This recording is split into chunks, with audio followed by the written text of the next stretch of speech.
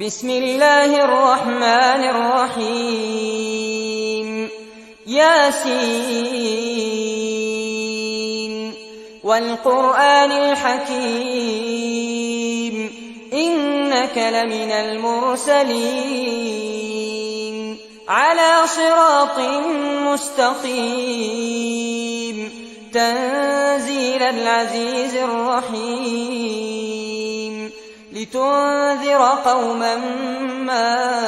أنذر آباؤهم فهم غافلون لقد حق القول على أكثرهم فهم لا يؤمنون إنا جعلنا في أعناقهم أغلالا فهي إلى الأذقان فهم مقمحون وجعلنا من بين أيديهم سدا ومن خلفهم سدا فأغشيناهم فهم لا يبصرون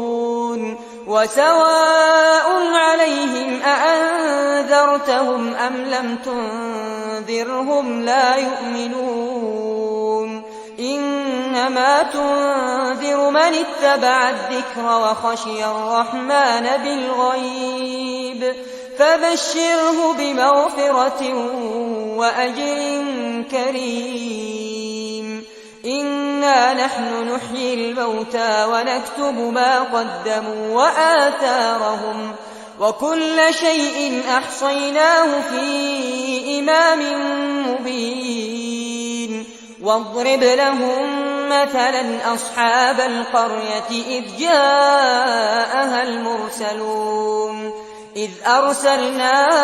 إليهم 2 فكذبوهما فعززنا بثالث فقالوا إنا إليكم مرسلون قالوا ما أنتم إلا بشر مثلنا وما أنزل الرحمن من شيء إن أنتم إلا تكذبون قالوا ربنا يعلم إنا إليكم لمرسلون وما علينا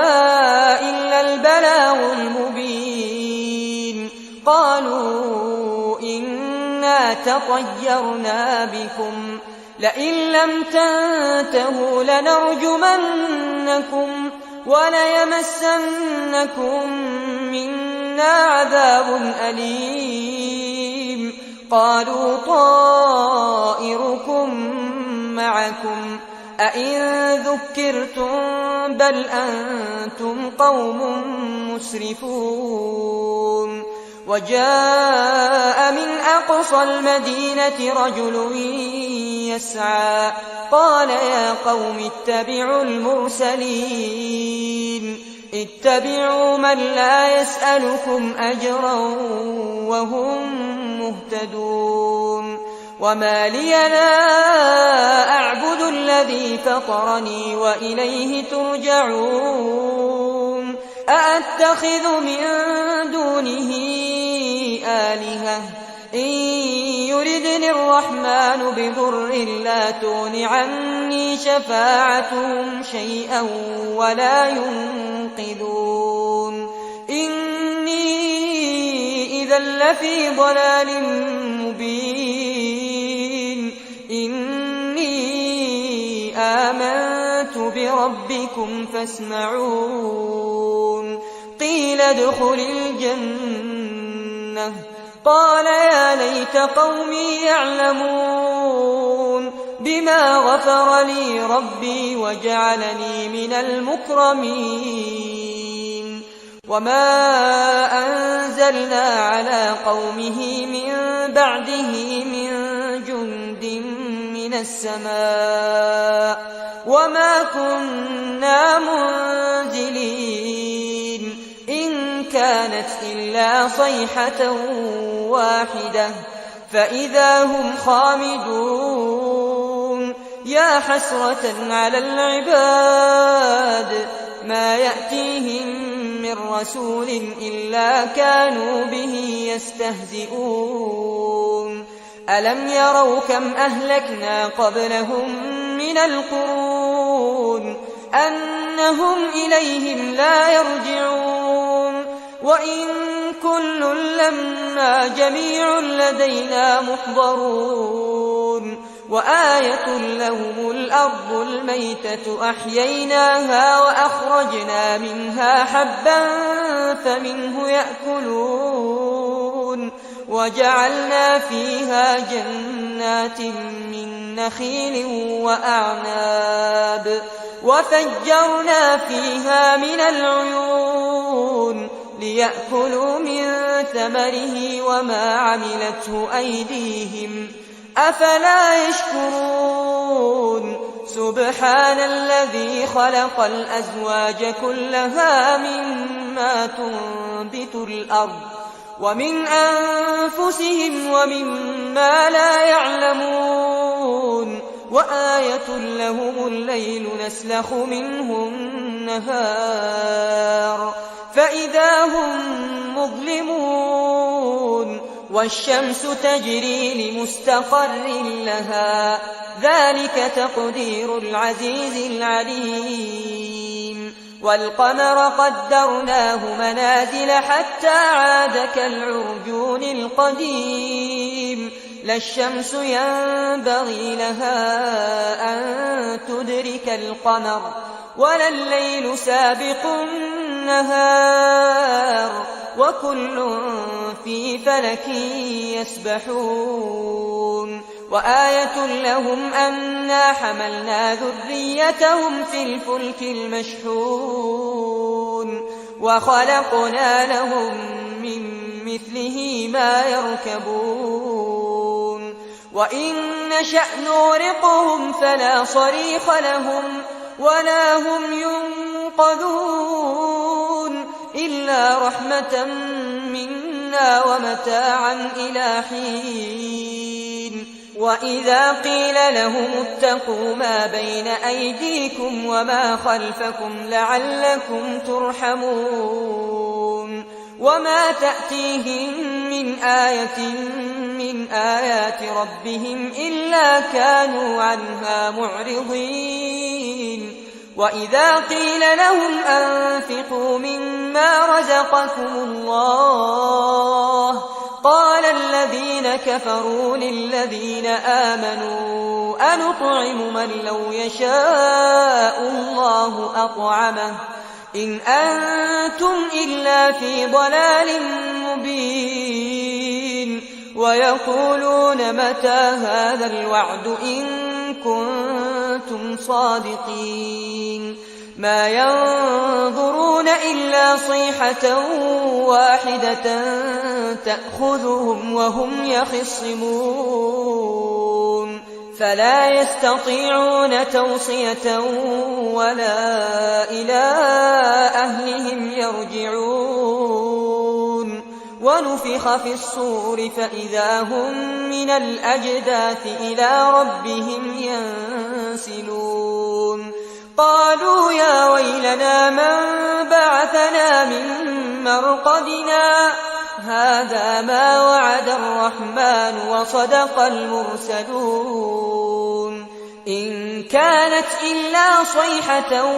واحدة فإذا هم جميع لدينا محضرون فاليوم لا تظلم نفس شيئا ولا تجزون إلا ما كنتم تعملون إن أصحاب الجنة اليوم في شغل فاكهون هم وأزواجهم في ظلال على الأرائك متكئون لهم فيها فاكهة ولهم ما يدعون سلام قولا من رب رحيم وامتازوا اليوم أيها المجرمون ألم أعهد إليكم يا بني آدم ألا تعبدوا الشيطان إنه لكم عدو مبين وأن اعبدوني هذا صراط مستقيم ولقد أضل منكم جبلا كثيرا أفلم تكونوا تعقلون هذه جهنم التي كنتم توعدون اصلوها اليوم بما كنتم تكفرون اليوم نختم على أفواههم وتكلمنا أيديهم وتشهد أرجلهم بما كانوا يكسبون ولو نشاء لطمسنا على أعينهم فاستبقوا الصراط فأنى يبصرون ولو نشاء لمسخناهم على مكانتهم فما استطاعوا مضيا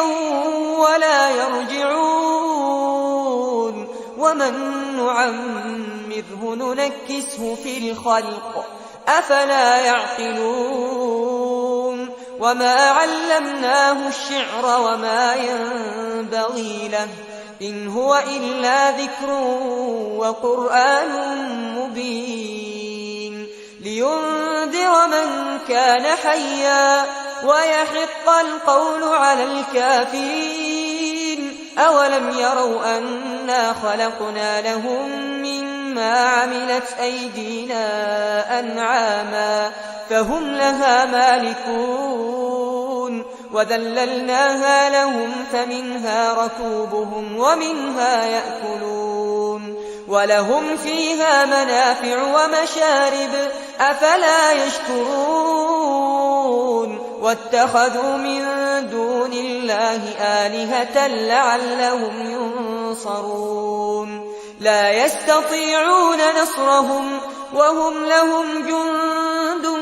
محضرون فلا يحزنك قولهم إنا نعلم ما يسرون وما يعلنون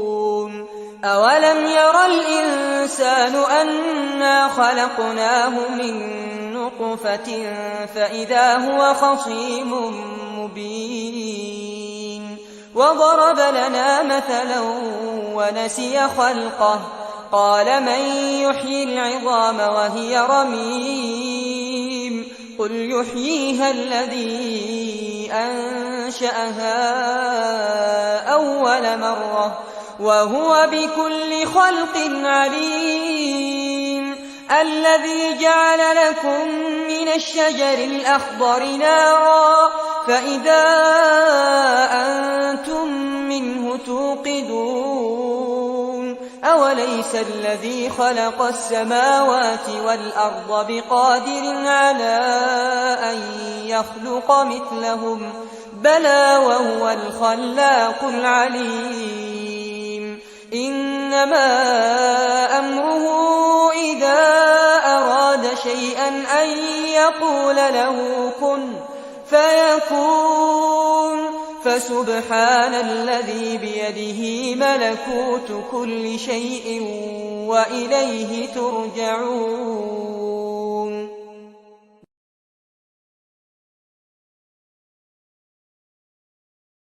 بسم الله الرحمن الرحيم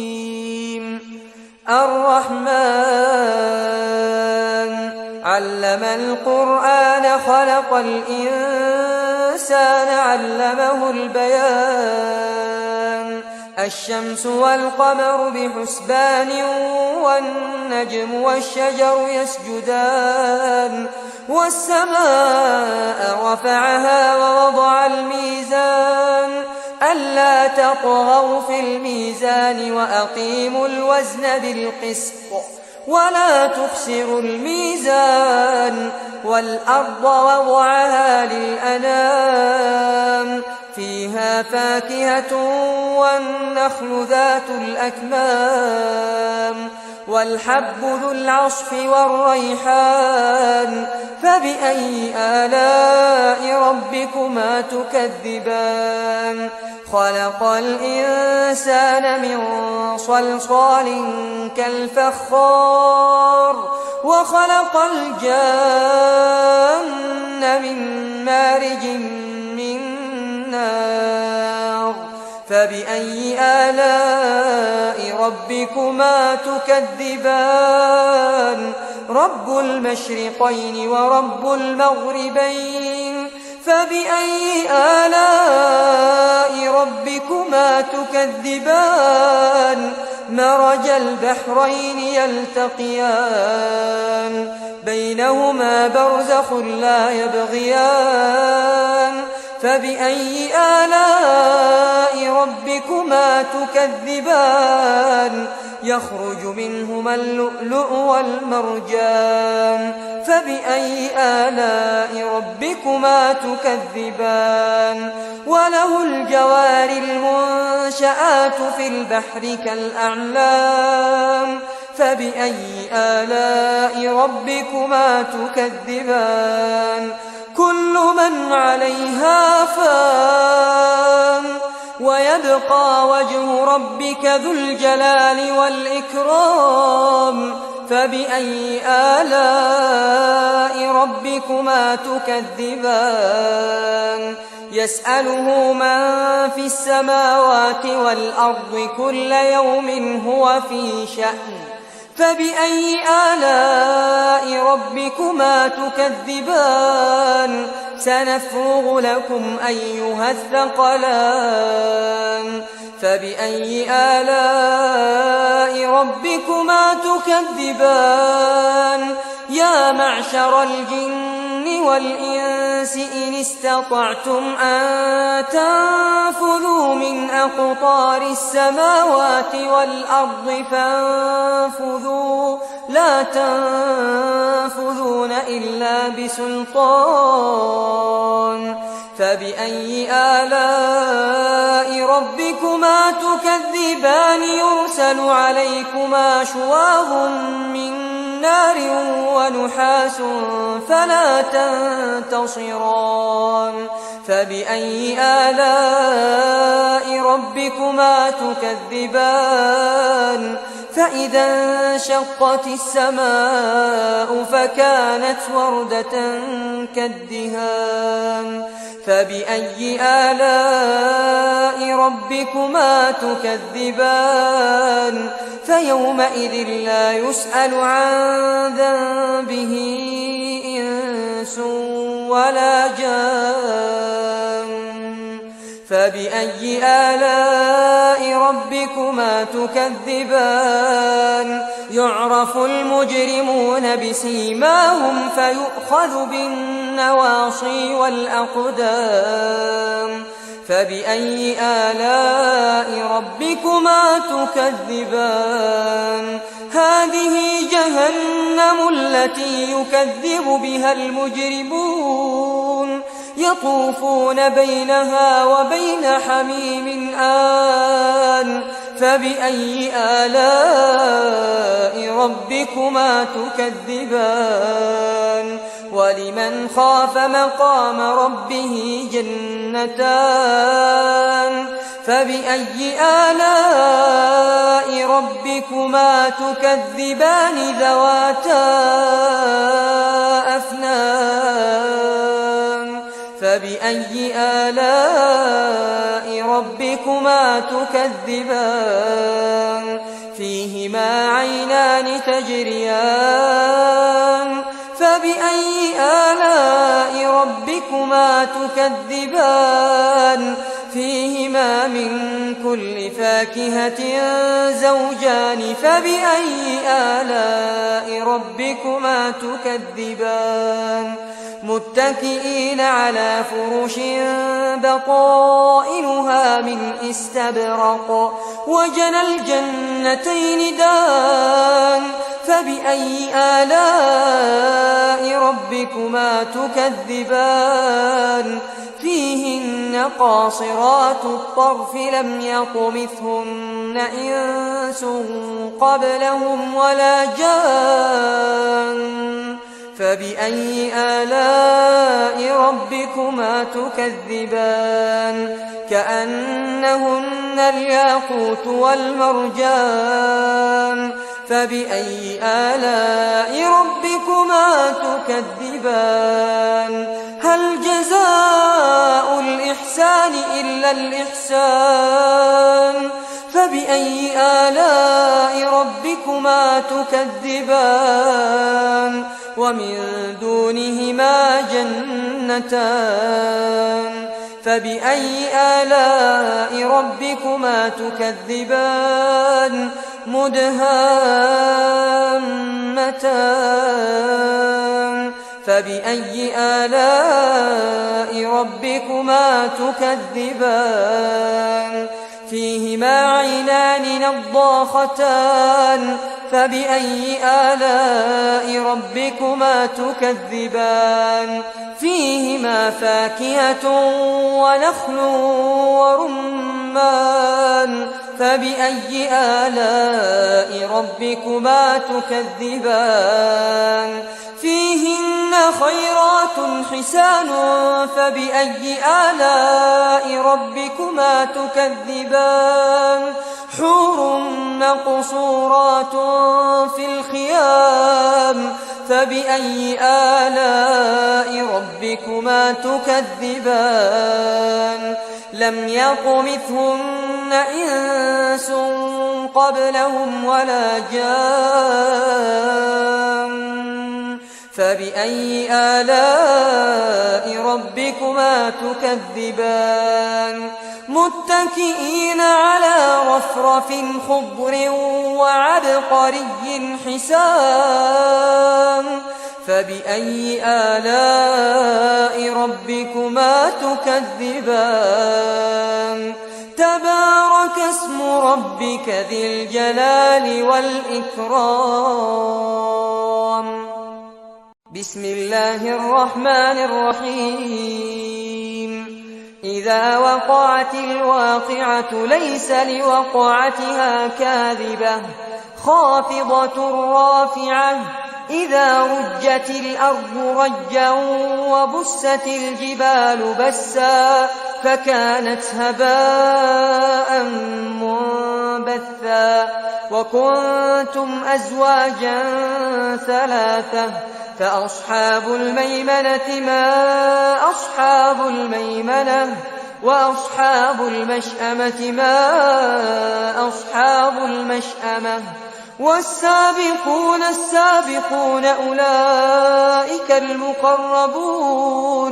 في جنات النعيم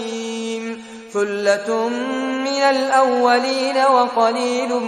من الآخرين على سور موضونة متكئين عليها متقابلين يطوف عليهم ولدان مخلدون بأكواب وأباريق وكأس من معين لا يصدعون عنها ولا ينزفون وفاكهة مما يتخيرون ولحم طير مما يشتهون وحور عين كأمثال اللؤلؤ المكنون جزاء بما كانوا يعملون لا يسمعون فيها لغوا ولا تأثيما إلا قيلا سلاما سلاما وأصحاب اليمين ما أصحاب اليمين في سدر مخضود وطلح منضود وظل ممدود وماء مسكوب وفاكهة كثيرة لا مقطوعة ولا ممنوعة وفرش مرفوعة إنا أنشأناهن إنشاء فجعلناهن أبكارا عربا أترابا لأصحاب اليمين ثلة من الأولين وثلة من الآخرين وأصحاب الشمال ما أصحاب الشمال في سموم وحميم وظل من يحموم لا بارد ولا كريم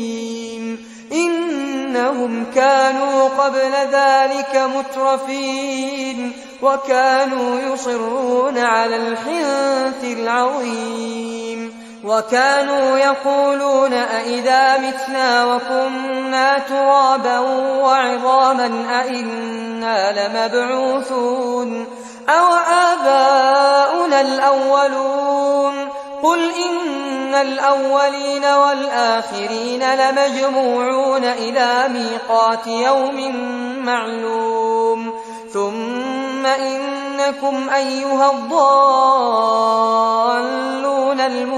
المكذبون لآكلون من شجر من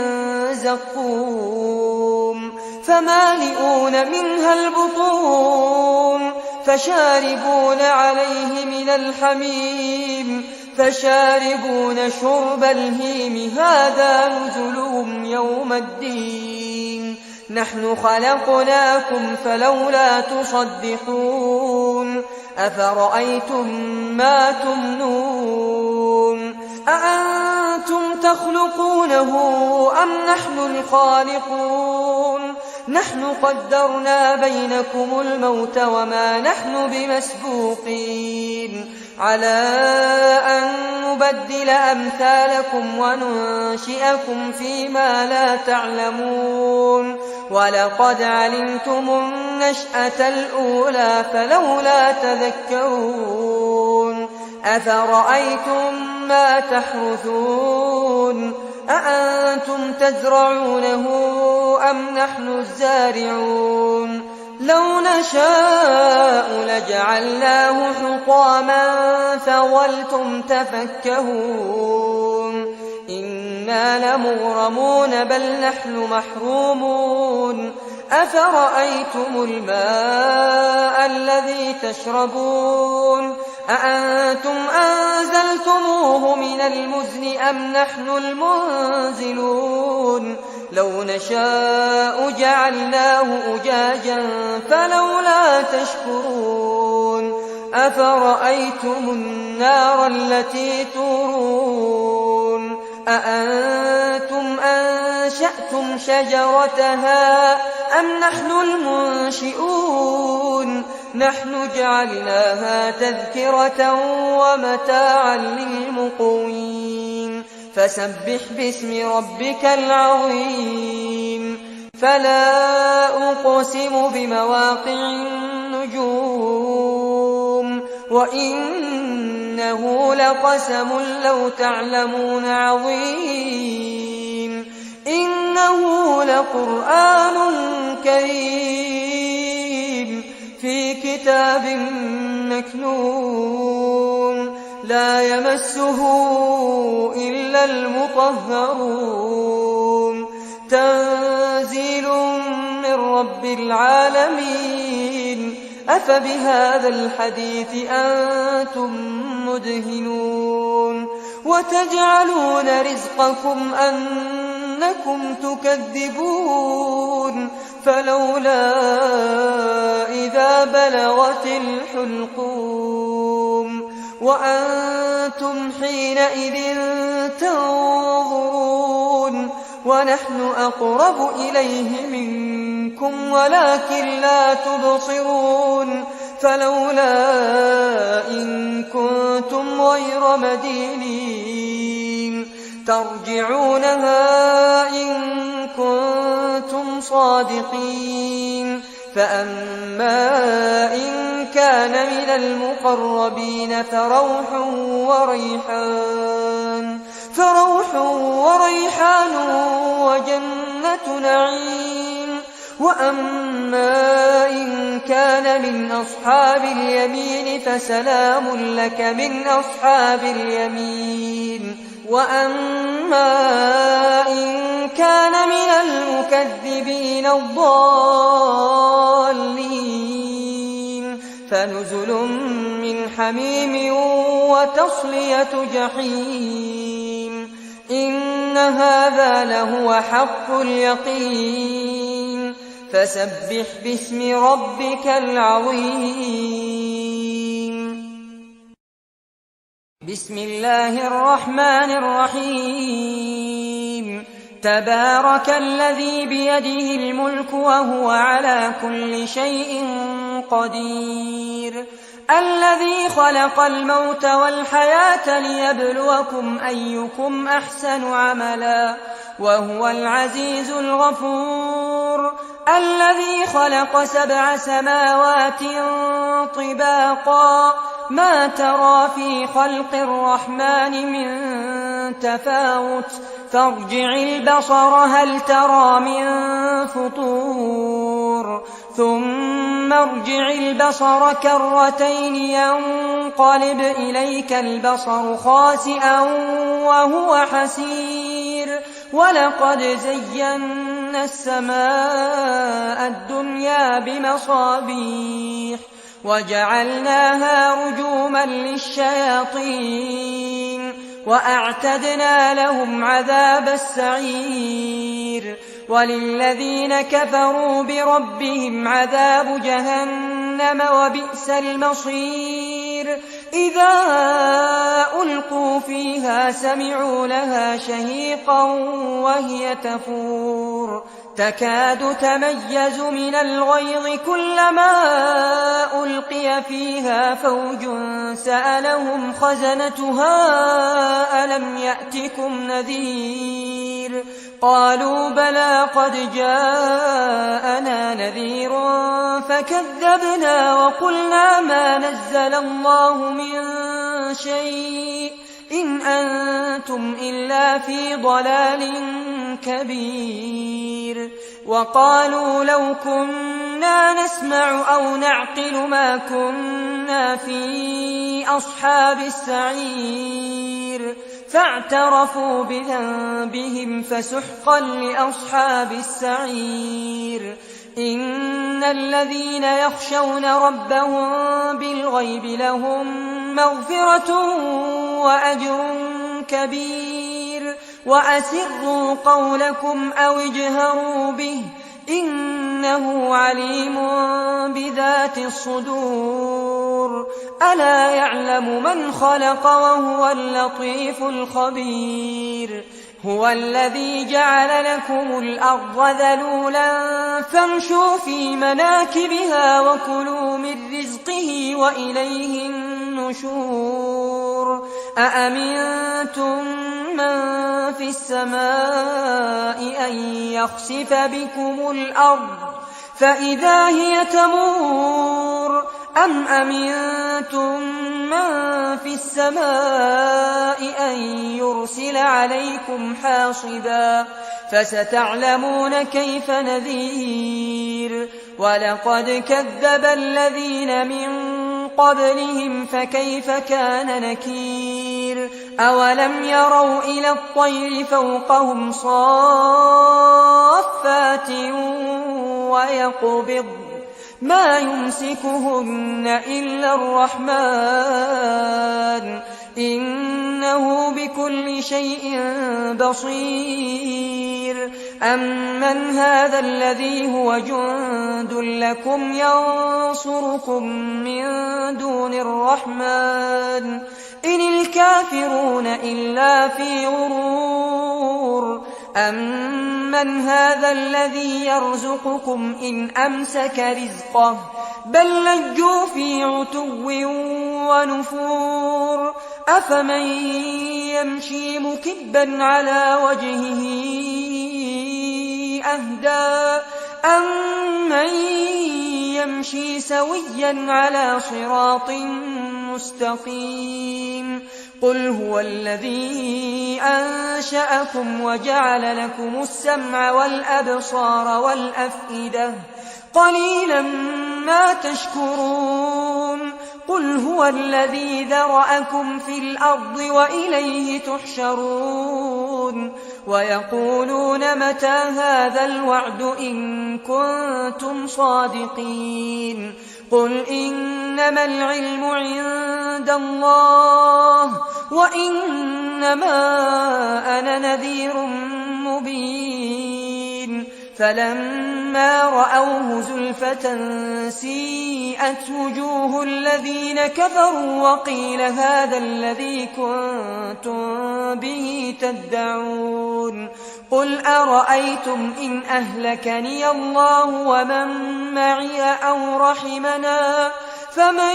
يجير الكافرين من عذاب أليم قل هو الرحمن آمنا به وعليه توكلنا فستعلمون من هو في ضلال مبين قل أرأيتم إن أصبح ماؤكم غورا فمن يأتيكم بماء معين